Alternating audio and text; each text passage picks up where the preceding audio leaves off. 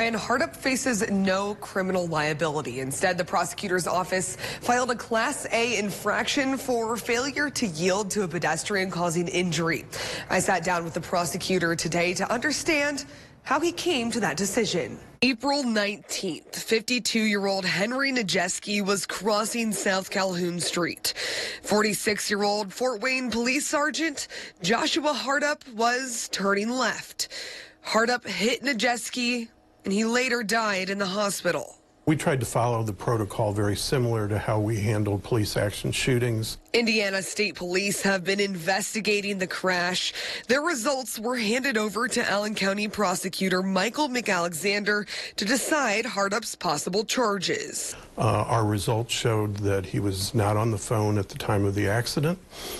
He had no drugs or alcohol in his system.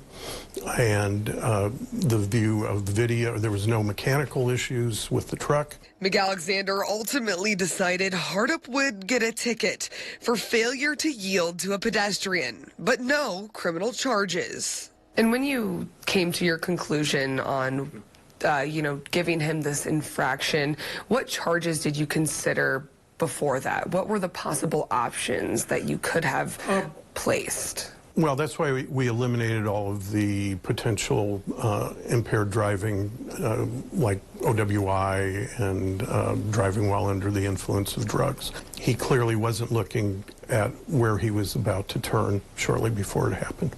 And that is why we filed the failure to yield to a pedestrian in the right-of-way. A charge considered reckless homicide, but it didn't stick. McAlexander says that's because there were no drugs or alcohol in Hartup's system.